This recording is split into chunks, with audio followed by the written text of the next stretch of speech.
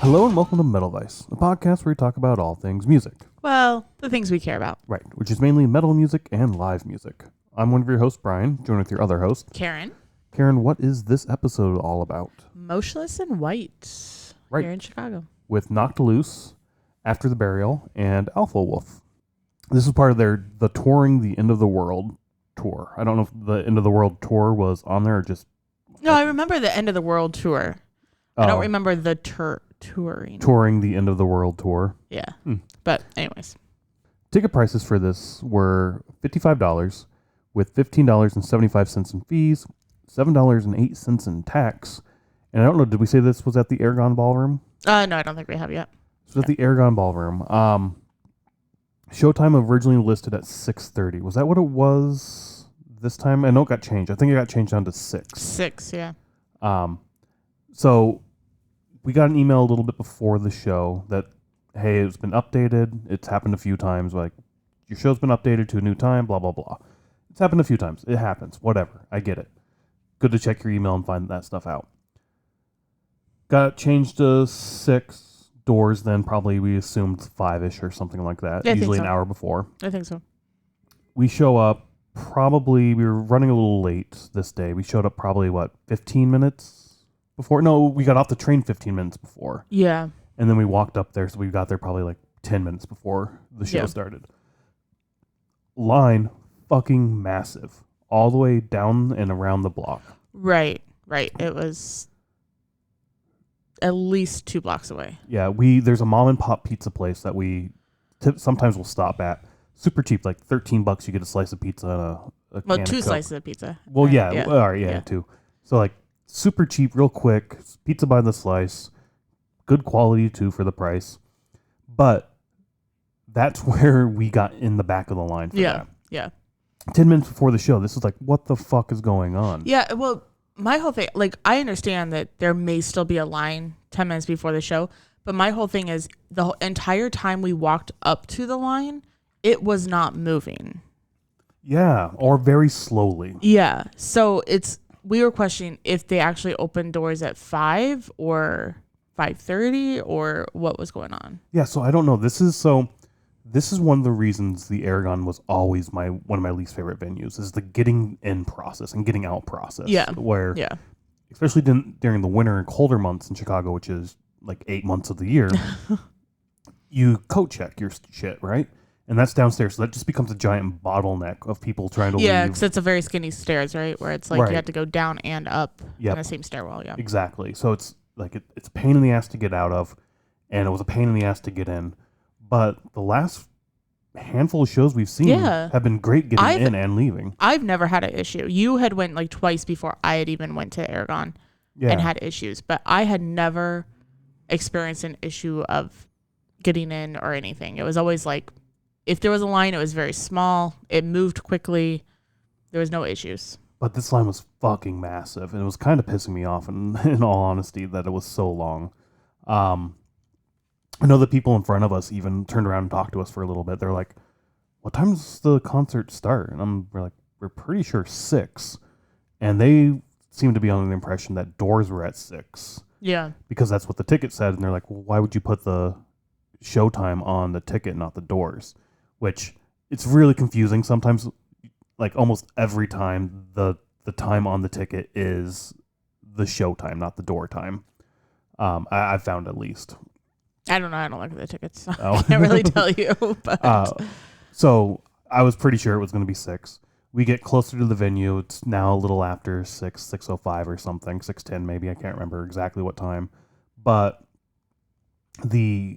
a window was open or a door was open and you could hear the music coming out. And it's fuck, they've already started, which was very disappointing. And then we get through to security and they were aggressively checking fucking bags and shit. I've never seen that you've seen it at Aragon before where they would throw away chapstick and throw away shit that's in people's bags and stuff or in their pockets and stuff. Right. I have never, ever, ever seen that. So I don't understand what the difference between certain shows are. Yeah, I don't get that either. Why some shows are like the previous few times we've been there, it's been not lax, but not nearly as aggressive. No, yeah. This time when you were coming up, they had staff out there saying, No outside food or liquids. Makes sense. Yeah, that makes sense. No vape pens. And no chains or spikes. Yeah, no chains or spikes. And like, which I think about all the time. There's so many times where people wear like the cuffs, with the spikes on their belts or something. It's like that's where I don't understand the rules. Like, what makes this concert so different compared to any other concert we've been to?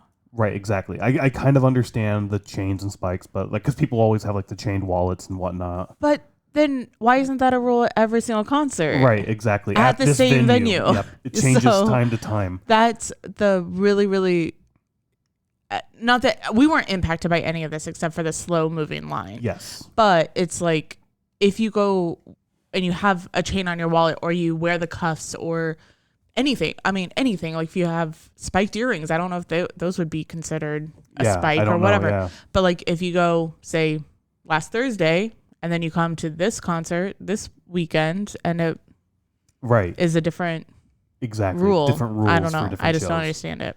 I did see a few people when they were going through like their purses and bags with vape pens, being like, "You can either take this to your car or throw it away." Yeah. Well, I guess people probably do drive, but it's like.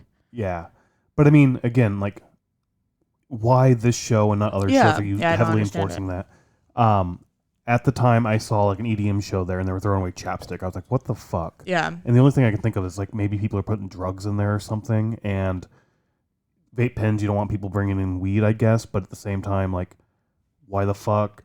I think it's more of like, in my interpretation of it, or my thought of what they're doing is, we don't want you bringing in anything that you could be consuming that would then take away from our bar sales. Possibly. We'd rather you buy beer than get stoned.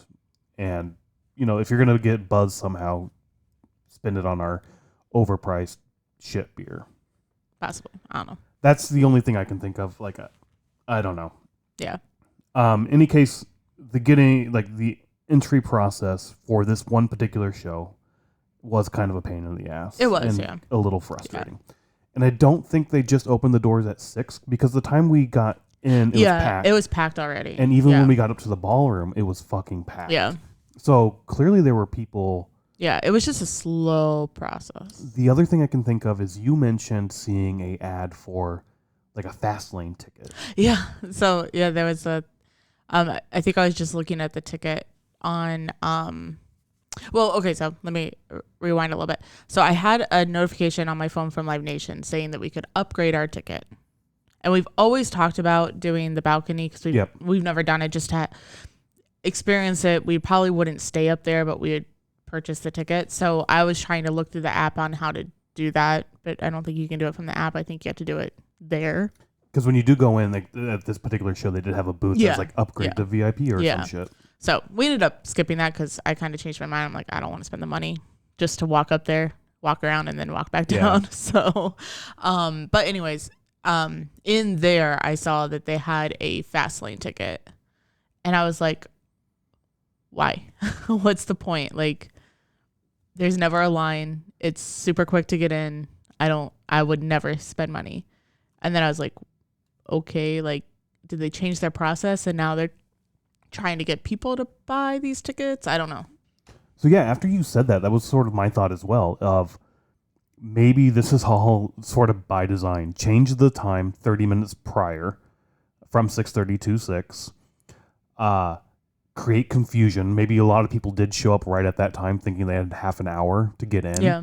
Which then overloaded your entry process. That could be what happened, because there were a lot of people walking up at that time. Yeah, there were. And like the people in front of us, they were a little confused on what time the show started, right? So you create confusion, then you make this massive line that you have to stand through, and then you as a patron would be like, you know what, fuck that. I'm going to spend $30 because I don't want to wait in this line next time. Yeah. So like maybe it is a marketing thing by Live Nation to say, create confusion to upsells by. I could see them trying to do that, honestly. I could see it too. I mean, it's like anything that you pay to skip the line or whatever. Sometimes it's beneficial, sometimes it's not. But I don't know. I've never seen that, but I'm not saying that they don't have it. I just happened to see it this one time. Yeah, and we got an email also that said we're expecting a packed house, so show up early. And we did show up late. Like, yes, we were dragging our feet that day. Yeah. We showed up late.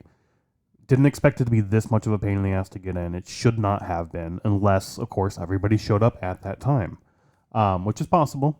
I don't think that's... I don't know. I don't know what happened. It sucked this time going in. It reminded me of my old hatred for Aragon. Yeah. But we get in. We missed the first few songs of Alpha Wolf, the first opener, unfortunately. But we came in and saw some of their set. So why don't you lead us off with what we had for our set list? Sure. So they started with Rotten Pieces, Acid Romance, Sub-Zero, Bleed for You, 60 Centimeter of Steel, Creep, Bring Back the Noise. Then they ended with Akudama. I think that's how you say that. Yeah, probably. I don't know, but yeah, that's probably what it is. Yeah, I probably mispronounce a lot of song names.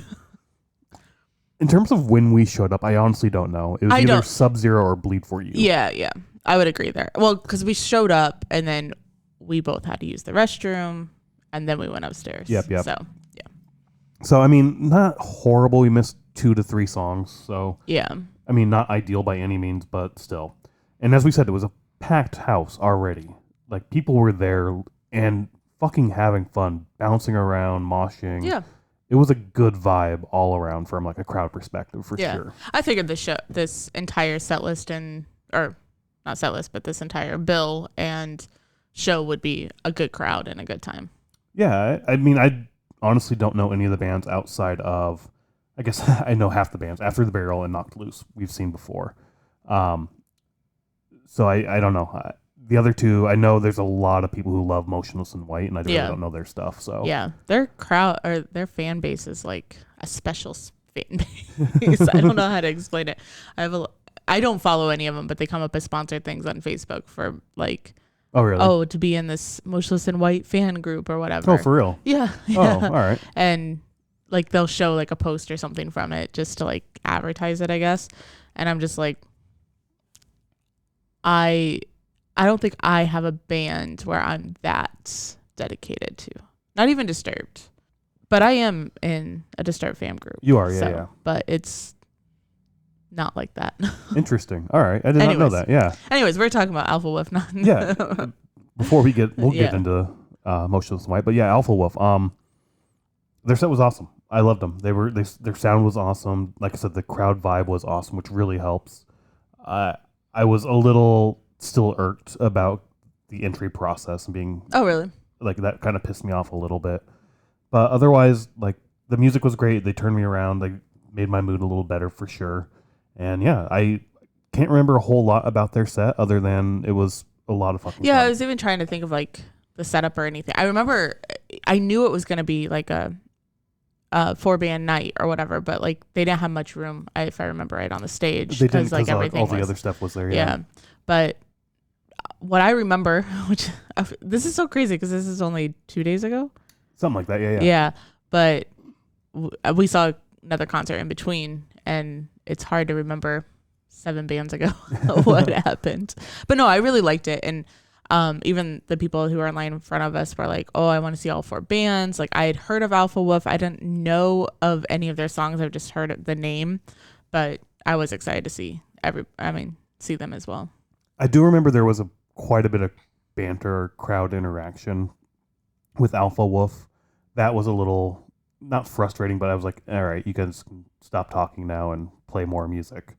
That bit I did not like, especially for a first opener. There was a lot more of that than I would have liked to seen. Oh, okay. But other than that, that's like the only slightly negative thing I can say about their performance. Otherwise, like I said, I super fucking enjoyed it. Yeah, I think they did a really good, their music would do it itself, but really good job of getting the crowd into the mood for the night of movement and everything. So yeah, super heavy band too. I don't want to say I was shocked. I just wasn't sure what to expect. Oh, okay. I kind of went in. I think you had told me Motionless in White is a little emo-y. I think they are. Which we'll get into that again. But I expected there to be more like metalcore, emo-y kind of stuff, and this definitely was not like that metalcore vibe. I definitely got a lot heavier vibe. Yeah, I wonder what their genre is, because I don't think it was metalcore, but it was definitely like in that same realm, in my opinion. Oh, really? Yeah. Yeah, I didn't get that though. Huh. I'm gonna look it up really quick. New metalcore. New metalcore, really? So they're a new metalcore band from Australia. I did get the Australia I did bit. too. That was super I off, did too. Yeah. Which is cool because, like, I mean, here in the States, anyways, I don't think I know an Australian band. Parkway Drive. Oh yeah. Parkway Drive. Yeah. But other than that, but yeah, you don't pick up too many. No. Like, it's got to be an expensive and long ass fucking travel. Yeah, which is kind of, I mean, a lot of bands that we follow are in Australia right now doing tours. So it's kind of an interesting dynamic there. But yeah, I don't have anything else to say about Alpha Wolf. I don't know if you have anything else. No. I'm glad that I picked up on the metalcore. Yeah, I don't know. That leads into After the Burial. Then this is our third time seeing them and third time this year, right? Yes. Can't remember the first time. Was that with Spirit Box? Spirit Box, and then a couple weeks later we saw them at Milwaukee Metal Fest, and then now. And now, yeah. Did we add any songs to our playlist from them? We added nothing new to our playlist from them. I don't believe. I wonder if they do the same.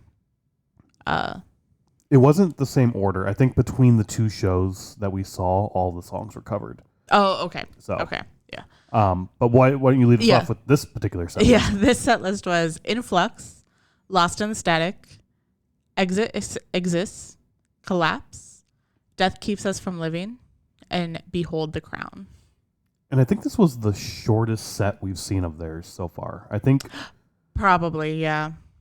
Which kind of sucked. I really liked their Spirit Box set. It was super long. Yeah. Because I think they were like second on the bill. They were, yeah. And it was such a great... They had a lot more crowd interaction in that show. This one, there was basically none. There was a little bit, but not a whole lot. Well, yeah. I mean, when you only have 30 minutes, you had to get through it quick. Get through your 6 songs. Right, exactly. Yeah. And the Milwaukee Metal Fest, they were on the main stage, I think. They were, in the middle of the day. So they had a decent set time. Yeah, I think everybody on the main stage... Well, maybe the first couple bands on the main stage there only had 30 minutes, but everybody else had like 40 or 45, so yeah. Yeah. Was hoping it... I was excited to see them again. I was hoping for a little bit longer, but I completely understand with 4 bands that, you know, your time slot is what it is, 30 minutes. So get on, get off type thing. Yeah. I was really excited to see After the Burial again. I really enjoyed them with Spirit Box, and that was like the first time that I had really caught on to them. But Behold the Crown is on a playlist that I listen to a lot. And so that's like the one song. I even remember when like they were getting ready, they were like, we have one more song left. And I like did the whole like cross my fingers thing. Like, I want to hear this again. I want to hear this again. And sure enough, they did play it. But I don't know if that's like their biggest song or... It might be, but I remember you like, I hope they fucking play that song. Yeah. And then they say like, basically like, I want this crowd to be moving once the song starts. And then they're like, well, once we start playing, because there was like a backing track that starts it. And then as soon as they said that, I was like, this is going to be that song. Like I knew, like as soon as they said it before the music even started, I was like, yeah, it's going to be that song. But then I was still kind of like, I hope. But yeah, so I think I said this when we did the Spirit Box, but when we first heard it at House of Blues with Spirit Box, it reminded me of Surfacing from Slipknot a lot. You said that before, and I think when we talked about it there, I was like, I get it, but I don't get it. I did pick up on more of it this time around. Yeah. Especially the intro bit. Yeah, it's just the intro and it's like the guitars of like how they go or whatever. Which I'm not saying like anything bad about it. I'm saying that night when we heard it with Spirit Box, I then wanted to listen to Slipknot. Okay. Like it wasn't like you copied something. Right. It was like, I now want to listen to Slipknot. Yeah. And you mentioned like Behold the Crown, you were super excited to hear that song and you were like pumped once it started going like, yes, let's go. And like that's the advantage of knowing the band going into it. Yeah. Which I'm torn on. I like going in blind and fresh, like we did for Alpha Wolf and even Motionless in White. I like not knowing the music and just being my first exposure being a live exposure, and then gauging how I feel about the band based on that. But I don't get those moments like you did with After the Burial, where it's like, fuck, I really want to hear this song. I want to hear this song. Yeah, Yes, they're playing yeah. it. And like that super pumped attitude. But also, I agree with you. I'm like really torn on this too, where I know all year we've been like, we don't check out the bands, we don't listen to their music, we just go in blind, blah, blah, blah. Everything you just said. But I feel not left out. That's probably the wrong word, but like I don't feel like we get the same crowd experience when songs are going on because we don't know the songs. We're just taking it in. So when everybody else is like jumping around, singing, doing everything, it's like we're just kind of standing there and like taking it in and stuff. Cause you can like jump around and stuff, but it's like you don't know when like the drops are going to come, or you don't know when, like the call outs are and stuff like that. So it's just a little different experience. Yeah, it is. But I also like just feeding off the crowd then. Like the crowd's super into it, then I'll be super into it too. Even though I don't know what it is, like I'll still have fun. But I do agree we do miss out on that crowd, and it feels like you're just sort of standing there, and I'm sure it looks like that from everybody's perspective. Like, why the fuck are you here if you're not even like into the music? It's like I am into the music, but I'm just discovering it for my first time. I think somebody even asked you, maybe it was during Motionless in White. Motionless White, like, are you okay, man? Yeah, like probably because you're just like standing there, and it's like, yeah, I'm good. And that's probably true because like a lot of times I stand with my arms crossed just because that's my stance. I mean, it's nothing against anybody, but it does look like I'm not into it. So I definitely was standing around for Motionless in White, not moving a lot, because you did move. So for After the Burial, so they really like getting the crowd into the music and bouncing around and moving around. And there's like parts where they're like, I want to see everybody move, jump when I say jump. And they'll say stuff like, if there's somebody next to you that's not moving, just give them a small little friendly push. They'll be into it. They'll be fine. They'll have fun. Trust me. And to some extent, that's right. They will. And like I saw a few people around us who were in groups where he said that, and they like turned to each other. We do this from time to time too, jokingly. And we just like, as they're speaking, and it makes us smile. We're having like it livens up the show for sure. Yeah. So at one of those points where it's like, all right, when I say jump, I started jumping, and after the very first jump, I like tweaked my back or something. I felt it like right away, and like I'm fucking old, and god damn it, falling apart. I can't even jump.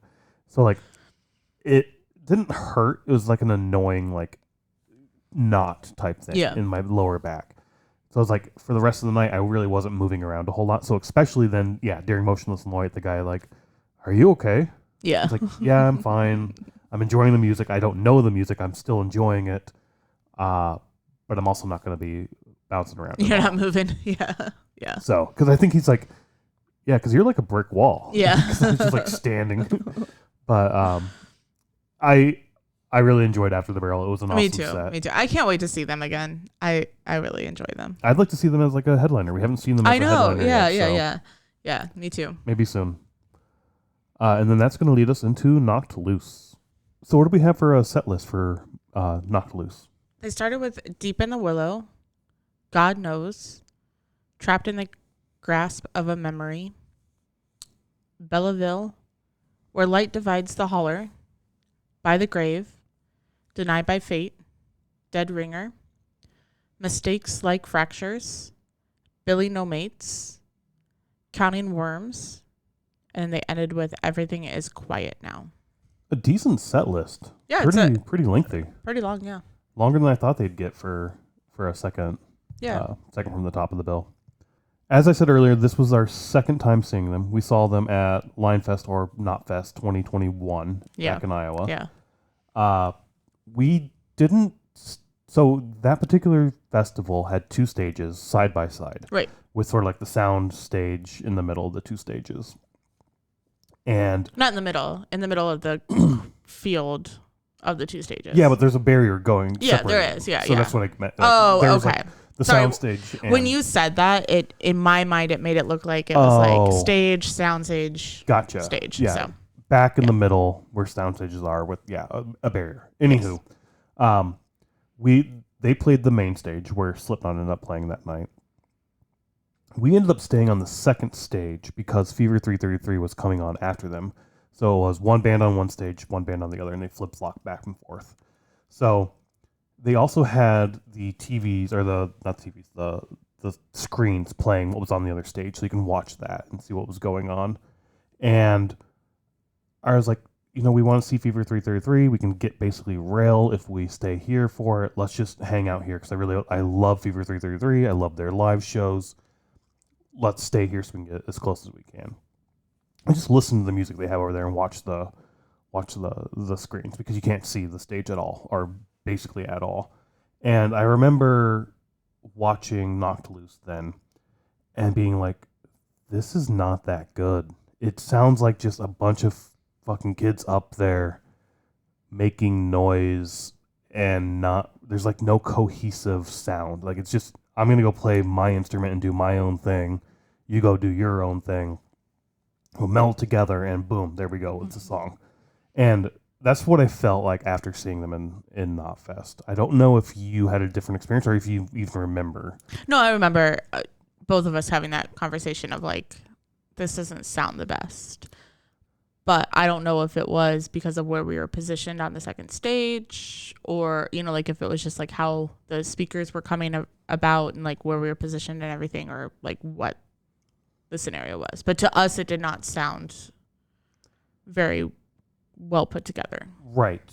But we do have a vinyl of theirs and we put that on. Oh, yeah. Yeah. A few months back, like 6 months ago or something. Recently. Yeah, more recently. I can't remember when. And like we're just going through, like we haven't listened to this in a while. Let's throw it on.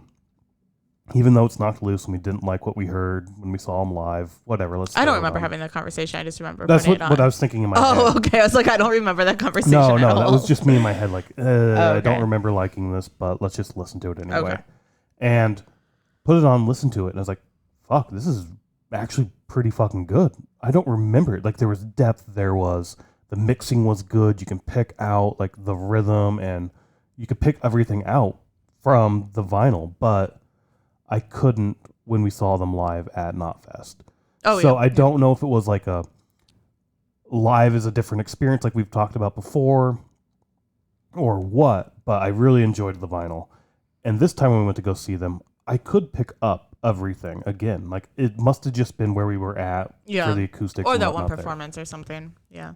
Or that, right. But this particular show, I do remember like, it's more like the vinyl than it is like the last show I remember. Yeah. And we even had that conversation before going where we were like, well, we'll be able to see if, like the venue plays a role in it or, something like just see how they sound this time because of those two experiences. And there was a band not too long ago that we went to go see. Was it 0936? There was a performer we saw recently. Yeah. And we're like, the first time we saw them, we didn't like them. But the second time we saw them, it was like, oh, it's actually better than we remembered. Yeah, that was 0936 because we saw them 2 summers ago. Well, August of 2022 in Denver with 3 Days Grace and Wage War. And when they played in Denver, we were like, this is horseshit. Like, this is so horrible. Like, I never want to listen to this band again. And they ended up playing with Asking Alexandria and The Who. The Who and Asking. Yes, you're right. Good thing you remember our concerts way better than I do. And so they were on that tour. And I even remember saying for that tour, I was like, we can show up 30 minutes late. Like, I do not need to hear that again. We didn't show up 30 minutes late, but we did walk in while they were playing. We missed a good chunk of the set. Yeah. Kind of. Maybe not on purpose. I can't really remember. No, there was like work shit going on and we couldn't leave early. Yeah. But anyways, so, and that night, like, I was like, whatever, we'll make it before the Who. Because I thought the Who was second. Or no, we thought Bad Wolves was playing. Yep. Also. So we were like, we'll get there at least for them. But the couple songs that we heard of 0936, we were like, oh my gosh, like this actually sounds so much better. So, I mean, it could just be, same with Knocked Loose, it could just be the one performance was just off. It could be the venue, which I don't think so because Mission Ballroom when we saw 0936 was fine excellent. I should say not fine, but it was excellent for Wage War and 3 Days Grace. Yeah. So anyways, what are you going to say? I was just going to say, no, I agree with you. And Knocked Loose is definitely in that same boat in terms of like, just because you see one show live and you don't like the performance, check it out again because it could be better than you remember. Yeah. Other things could have happened. to influence your thought that during that performance. And this was definitely in one where it's like, I enjoyed this performance 100 times better than the one I saw at Knotfest. Yeah, I'm probably about 75% better. Yeah, I don't know. I did not like them at all at Knotfest. Yeah, and then like seeing them, they played Lala. No, or that was Coachella. Knocked Loose played a big festival recently. Coachella, I think maybe. Which is kind of weird. Like I don't see Knocked Loose music at like that. Seems like not necessarily a good fit. Just unexpected band to be playing at a festival like that. But do they always have like one? They might, and apparently they killed it too. I think from what I remember seeing. Yeah. And I mean, I really enjoyed the music. I thought it sounded great, as I've already said, and also I thought the performance and like the energy of the band on stage was fucking phenomenal too. Yeah, I loved the performance. I loved the crowd. I loved the music aspect of it. I just personally do not care for the vocalist's sound. Brian's voice. Yeah, like nothing against him or anything. It's just I personally don't care for it. So I think it might be hard for me to listen to it. Okay. I don't know. I don't know if you have any bands that you're like, I just don't really like listening to that person. I don't know, honestly, if there's like a vocalist. The music is great for sure. And maybe it's different on like audio, like like a recorded mixing than it is a live mixing. But even when he spoke and when he sang, to me it sounded exactly the same. Oh, so really? I don't really, maybe that's it, is I don't really hear it as singing. Okay. It's just speaking or screaming. It has nothing to do with like the tone or pitch of the voice. No, yeah. It's just how the vocals come across. Okay. Yeah. And I mean, I guess I didn't pick up on that as much. I was fine with the vocals, but the music behind the vocals were definitely more. I'm not a vocal guy anyway. Yeah, you're not. Yeah, and I feel like I'm getting even more into. I like when the vocals and the music kind of like meld together and they like sound very cohesive together. And this, in my ears, it didn't. This was just sort of like on top of the music. I can see that definitely in some parts for sure. I can see that. And I was fine with it, but again, I don't gravitate towards the vocals anyway. Yeah, that's fine. But I get what you're saying, and I do enjoy that too. When like your vocals can meld in very well and flow and complement the music, especially like we've said this with non-English speaking bands where when you can speak in a different language or sing in a different language and then that flows into the music, you don't even know what the fuck they're saying. You don't have to know. It just it fits perfectly with the music itself. Yeah. That's super impressive, and I love when that happens. Yeah. So, yeah. And this to me was just talking and screaming on top of the music. So, which is fine. And maybe I just need to hear them one more time and then I'll be like, oh, I was wrong. And, you know, this actually sounds really good together or something. So, yeah.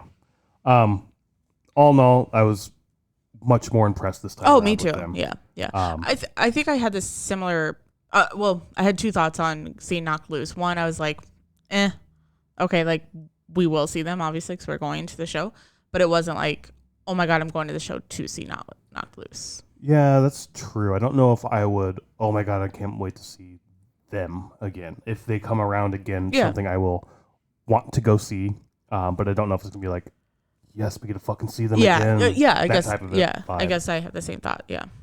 They're not quite up there with me yet, but as I said, they're starting to win me back over. Yeah. So maybe after a few more performances, I'll definitely be in like, fuck yeah, let's go. Yeah. That. But yeah, all in all, great performance. Again, the fucking crowd was phenomenal. During all. Yeah, of it just keeps going. Yeah. It stopped at Alpha Wolf's and it did not stop all night long. It started with Alpha Wolf. Yes. You said it stopped with Alpha Wolf. Oh, did I say that? Yeah. Oh, no. It started with Alpha Wolf's and it did not stop all night long. It was fucking awesome. I knew what you meant. It was just how the word came across. Yeah, anyway, we get to our headliner. Yep. I almost said Bullet for her Valentine. No, not this episode. Motionless in White. Motionless in White. So this set list you're about to read off is actually from the Chicago show, according to Setlist FM. The other ones were from the previous night, I think in Minneapolis or something. Oh, okay. Because they weren't up yet. But Just, FYI. So why don't you read off what the set list was? Yeah.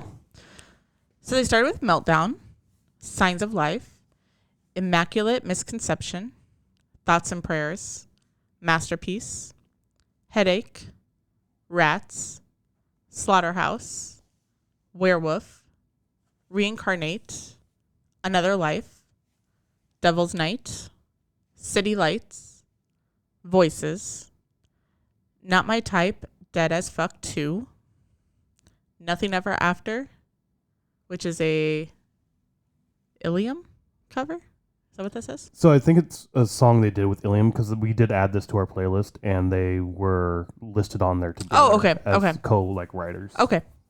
Porcelain. And they ended with Scoring the End of the World. You didn't mention this while reading the songs, but the lead singers for all three bands came out to sing along with them. So Immaculate Misconception, we got Loki from Alpha Wolves, then Slaughterhouse, Brian came out from Knocked Loose, and what was the last one? And then Reincarnate with After the Burial. Yes. So really cool. We've seen that more and more recently, not necessarily every show you go to, but a few times you'll see the previous band singers or performers come out and sing and perform with the other band, which is a fun little extra thing you get with live music, which is super awesome, I think. Yeah. I think it's really cool unless it's a song that you absolutely love and you don't get to hear your vocalist sing Your vocalist. I guess. Yeah. That happened last summer was 0936 and Wage War. Oh, right. Yeah, during Manic, they had Zero come out from 0936 and I wasn't happy about it. Yeah. The other thing, this started the intro getting into the actual show started with a sort of a video documentary type thing. Oh, right. The band, we're doing prep, we're doing, what do they call it? Rehearsal? Rehearsal. We're doing rehearsal to get ready for the show, getting everything packed up. We've got all of our choreography with the cherry bombs done, which I didn't know the cherry bombs are going to be there for No, this. me neither, yeah. We'll talk about that here in a little bit. And just sort of like this little documentary talking to every band member. And like as each band member came on and talked for a little bit, the crowd would cheer and whatnot. So it was kind of fun. I enjoyed that. Especially when you're like a fan of the band and you see the members come on and like, I think Chris was the last one. So obviously everybody cheered the most for when Chris started talking and stuff. Like, I think that's really cool when you're a huge fan. Yeah, for sure. I only know I've seen pictures of the whole band, but like Chris is the only one that I have seen more than just on like, cause I guess he's a really personable person. Yeah, which definitely came across. Most artists are. I mean, especially lead singers. Yeah, sure. yeah. So, like he does a lot for fans and in the community and all that stuff. So that's again on those fan pages, which I'm not part of, but I see a lot of it. Yeah. So. It was also kind of cool just to see behind the scenes a little bit. It was pretty quick and short. Yeah. But it was kind of cool. I did enjoy that. I think it's something that I don't even think of that you actually, we did it for like band and, like dance and stuff where you actually do a rehearsal on a stage.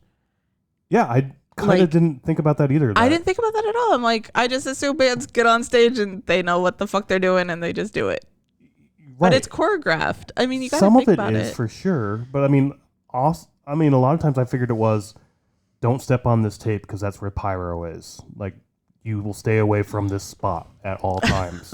Like that's don't kick this box because that's where everything's plugged in. Right. I assume that's the extent of rehearsal. Honestly, was don't fucking stand here. All right. If you want to live, don't fucking stand. Yeah. I thought that was it for rehearsal, but maybe not. I guess especially this with different moving parts and bits and whatnot. I don't know. I mean, think about like Rammstein. They have to practice all that. I don't know. Maybe. You think they just get up there and like? Back in the day for sure. Like, oh yeah, Flocka, I'm going to shoot this fireball at you. You tell me when it's too hot. Like that's basically the extent of the rehearsal there. We're going to go into the backyard and we're going to try something new real quick. Like that's what it was. Does that burn you? Yeah. Does that hurt? No. Okay. Cool. Take 3 steps forward. Yeah, that's a bit too much. All right. That's Okay. where we're going. No, but it is an aspect of the show that you don't really see. And especially when you add like the cherry bombs in as well. Oh, yeah. As, like a choreograph, which let's just dive into that now. We've seen the cherry bombs now twice. Twice, yeah. As their standalone act. Yep. And I enjoy it. I think it's fun. It does feel weird at a show, like as a complete act to see, especially with just backing tracks. If you have a band playing the music, maybe that's a little different. We've talked a lot about that. Yeah. I don't know if we ever posted that episode though of Trivium. That one, but we did talk about it a little bit during Rockfest. Rockfest. Okay. Where we saw them also. Yeah. Where they got to do a lot more because they had pyro and shit, which was kind of cool. Yeah. When we saw them, it wasn't with Trivium. It was in this moment. You're right. Because You're they right. came as soon back as out. they performed with. They're more of like Maria's women. Yeah. And that particular performance, the stage was just too small that it seemed very crowded with all those extra dancers. I felt in this moment. Yes, for in this moment. So, I think what they did with in this moment and what they did with Motionless in White is the best spot to see the cherry bombs. Oh, I would agree. As choreographed backing dancers. Yeah. Which is something you don't see a lot in metal, but you see it a lot in other genres, other types of music, where you have backing dancers, which maybe metal needs more of that. It's kind of fun. It adds more aesthetics to the show. I don't need to see that. I don't care about dancers. They didn't do their aerobatic type of stuff where they go up on the ribbons and shit like they did in this moment, which would have been cool here. But I don't know. I enjoyed it. It was kind of fun to add additional women effects. In leotards. It could be non-women. I don't care. Like I know what you're saying. I'm just joking with you. I know. I'm just joking with you. I thought it was fun. It added to the song. It added to the effects. We did. You're right. It was in this moment and we did post that episode. But I even commented when we did record that I didn't know what the cherry bombs were or who they were. I think I knew Corey Taylor's wife was in there, and that was about it. But I was expecting a full band singing. I mean, we're at a metal show. I would expect to see music, not dancing. And during that, I was like, well, and then I think at Rockfest is when I made the comment of like, this would be really cool if they had a band with them, like touring with them, playing the music and stuff. That would be really, really cool. And sure enough, we got to see it. I mean, we kind of saw it within this moment, but this was, them not with other dancers. It was just them. Yes, exactly. Because Maria has her own dancer she's doing stuff with, which, again, I enjoy that aesthetic for her show. Her show is really cool with the dancers. Right, it is. It adds so much more to it in terms of like a visual aesthetic and whatnot. But I also think, Ghosts aren't dancers, but they have a lot of people, but they're like playing instruments or, even just the tambourine person. But, like having more and more stuff on the stage brings the show even more. Which is, again, one of the reasons I love Slipknot shows so much. Because there are so many members and you'll have just this random, like at random times you'll have people jumping all over the place and people pretending to strangle each other. And I don't know, it's so much fun when there's more going on stage and like to see, and it adds a uniqueness per every show because where you are standing and what you're focusing on will be different next time you see them. Even though it's the same song, your focus is going to jump back and forth. I don't know, it just adds so much more to a live show. Makes them so much more unique. Yeah, no, I would agree. Yeah. So I mean, seeing the cherry bombs with Motionless in White was a really good added bonus to the concert. Yeah, and again, like the seeing behind the stage and seeing them like do the prep and everything was really cool. Going back to the intro. The intro, yeah. But then after that, they went into another intro, which was the countdown. Like a clock started counting down from like 40 seconds or something like that. Oh. And then it got down to like 10. The crowd started cheering like 10, 9, 8. It was kind of fun. We've seen a lot of concerts that do that. Yeah. And then that got done. And then it was an intro into the next song. So I've mentioned this before at other times. I'm not a fan of that type of intro where it's an intro into an intro into an intro into an intro. Like it doesn't flow well. It doesn't feel right. Slipknot did it with AC/DC for those about to rock. They would play that song and it get the "We salute you," and then pop.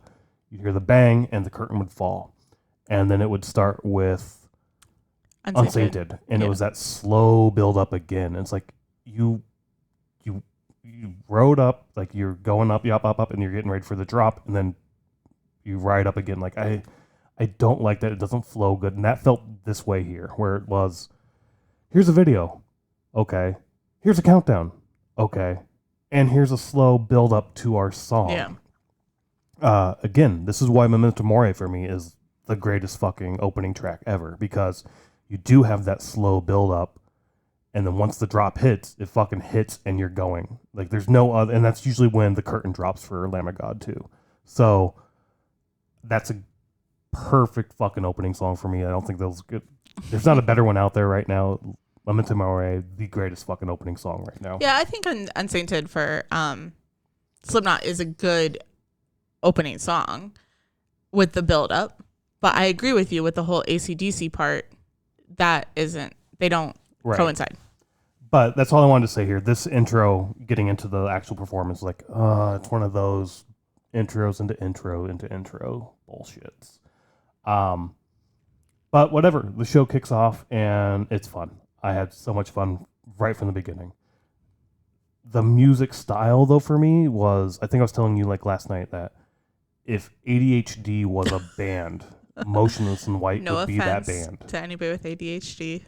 No, just like no, it's just all over the place. It is all over the place. Yeah. Every song is the same but different, but not the same. Like it's you have a super fucking heavy track. I think Slaughterhouse and Thoughts and Prayers are examples of that. Just super fucking heavy all the way through, and then you'll get more of some songs that I don't have good examples, but Werewolf maybe, where it's more emo-y. More metalcore-y. And then you'll go back to... Yeah, Signs of Life is very metalcore. I don't know. It's just, it's all over the fucking place. Yeah. And they're an older band, 2004. 4? Yeah. So, I don't know. Some of their stuff was also, I viewed as, this is very radio-friendly, yet I've never heard them on the radio. Or so I thought. Yeah, so when we were in Iowa, we actually listened to the radio, and Signs of Life, their second song that they played, was on the radio, and I remember liking it on the radio as well. So, you say that, and I don't remember. You don't remember and it? I kind of do, but I also don't remember it at all. Before, I did look up Motionless in White because I've wanted to see them for so long, and I think it's more their imagery than anything. But a lot of people are like, I don't know if you've ever seen the memes, but they're like, what Sleep Token should sound like, and then what Sleep Token does sound like. No, I haven't seen that. Oh, you haven't seen that? No. Yeah, even they do it with Ghost as well, like what they should sound like and then what they do sound like. Because it's like, you would think it's going to be like a super heavy, like... Based on the imagery or something. on the imagery and like everything that they show or whatever, and then it's like... not that. I guess I get that. Definitely Sleep Token, yeah. I was kind of like that with Motionless in White, where I was like, I really badly want to see this band. But I would search them, and I think the first song on Spotify that comes up is like Werewolf. Oh, okay. If I remember the song. And I just don't care for it. I don't care for that song. So I was like, when I listened to them a couple months ago and I knew we had these tickets, I was like, I don't know if I'm going to like this concert. I know you said that going into it. You told me like, I'm not going to like this. It's too emo-y for me. Yeah. And then when it started off, and it starts heavy. Yeah. With, I guess if you, Immaculate Misconception, then Thoughts and Prayers, like those are heavier tracks. And you go into those, song 3 and 4. It's heavier than I was like, I don't get the emo, so I don't know what you were thinking. I was talking about. But later on, as the songs progressed, I would definitely pick up more of the emo aspect of things. So, but anyways, I was kind of like, I want to like this band, but I don't like this. I thought that I didn't like their sound. Yeah. But it ended up just being the couple songs that I heard, which Werewolf is one of them. I don't know what the other one was that I listened to on Spotify before I turned it off. But even the first song, I was like, I like this. but I don't want to like this. So I like this. And then they played Signs of Life. And I'm like, oh, yeah, I remember this from when we were in Iowa. I like this song. And then going, like you just said, like Immaculate Misconception, Thoughts and Prayers, like as it's going, I'm like, I like this. And then, but also in my head, I'm like, I don't want to like this. Right. So, but no, I really enjoyed it though. It was really good. I mean, unfortunately, I had to use the restroom, and that happened to be during Werewolf, but that was not planned at all. It just happened that time. But we listened to Werewolf last night, watched the music video for it, and I actually didn't mind it. Yeah, I think it sounds a lot like Ice Nine Kills, and Ice Nine Kills songs. I don't hate them. I just don't seek them out. You can do it in small doses type thing. Yeah. I definitely get that too. Also, you just mentioned Ice Nine Kills. I definitely got that vibe at the beginning because they started with that Universal sort of world-turning movie intro. Oh, yeah. Where it came across and said Motionless In White. Yeah. It even has like the sound, like the... Yep. That was probably the wrong sound. Well, there's that, and then they have the THX sound, like the... I'm not going to pretend to make it, but you know what the THX sound is. Fuck it. We're going to look it up real quick. Pause for a break. So Brian just showed me some sounds from movies. I was right, just on the wrong one. Yeah. So, anyways. THX, and then they also did the Universal intro. Yeah. Anyways. But also, staying on movie themed, the mic stand, I think, was a Terminator skeleton. I think so. And then it must have been Signs of Life, where the backing effects were basically the Matrix code screens, the green, like with the letters falling down. Oh, I didn't put those. I think I was watching them and not watching the back screen. Like right away, Chris came out and had sort of the SWAT gear on, and I couldn't tell from how far back we were if his face was painted white. I think his hair was purple. Yeah, he has different hair all the time. Yeah, though. But I mean, that sort of imagery to me looked like a Jared Leto Joker vibe is what I got from it. Yeah. And so, like, right away, all of these things adding up, because Signs of Life was the second song. You have the mic stand, you have the intro of, like, the Universal, and I think one song had that, like, that THX sort of intro into it. I was like, this band is super fucking heavily influenced by movies, just like Ice Nine Kills. Except for Ice Nine Kills is more focused on horror movies. They're not necessarily painting themselves in such a narrow niche. They're just doing, these are the movies we like, which is horror, sci-fi, fantasy, blah, blah, blah. It could be whatever. So I was like, all right, this can be cool. We'll see if it gets old. But clearly not all their music is definitely influenced by movies. Like there's other, like, again, this just adds to, like, it's all over the fucking place. There's heavy movie influence. There's this, there's that, there's this, which is good. I like bands who have range and change their sounds. I like bands who change their sounds and don't just stick with one sound. And go. Yeah, something we talked about last night was I don't know their albums, but like if say like Thoughts and Prayers, like is that entire album heavy or is it just that one song is heavy? Right. So now I kind of want to go through their albums and kind of see like, how do they all go together? Like, are there more like kind of like what you're saying, like not movie themed, but like, influenced off of that, and then like the heavier stuff, or like the more emo-y stuff, like how is it all grouped together on like one album? Yeah, or is it like all over the place? Because even like CMF Corey's first album, his first album, like I remember we listened to that straight through just recently. I can't remember when, but recently, and I was like, that's all over the fucking place. Like I love that album, but it's the same thing. There's not a through line through the entire album. It's just all over the place, which is fine. I like all the songs on there, but I kind of would have liked the album to have a more cohesive vision. So I don't know their library that well to know, like, was it in 2004 they sounded like this and now they sound like this, or like how it all evolves. Yeah. And there's one point in the night too, they mentioned they came here for a tour. I can't remember what tour it was, but the three bands, they must have been like a 3 co-headliner band or something, because Yeah. they all 3 Who were they jumped with? to They said it. who was leading, like who the opener was, who was the opener, like I just said opener, who the opener was, who the closer was, and who the middle act was. Every night was a different order.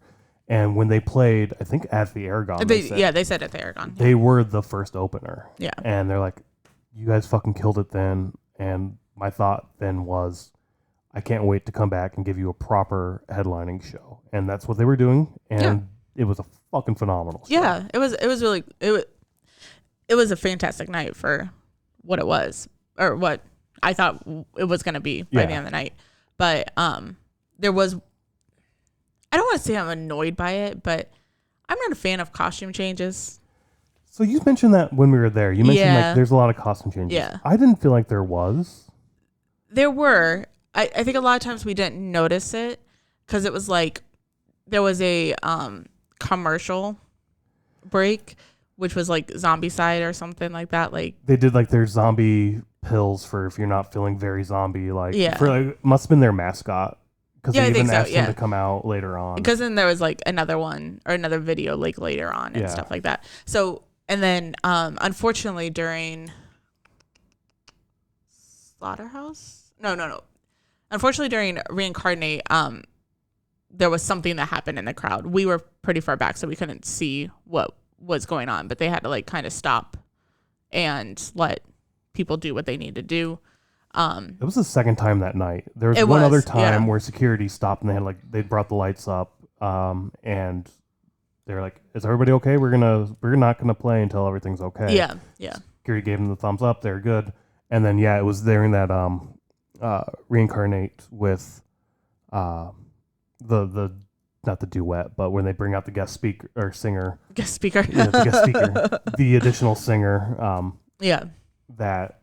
There was another issue and they had to cut it short. Yeah, and it was like the abrupt, just, all right, we're done. Yeah. But during that little break, they did change again. So, I don't know. I saw Chris, like I said, come out in like that SWAT gear. At the end of the night, I assumed what happened was like, I started with all these clothes and I started taking off like one piece at a time. So it looked like a costume change, but really it was like removing clothing through the night. That's how I took it. Yeah, okay.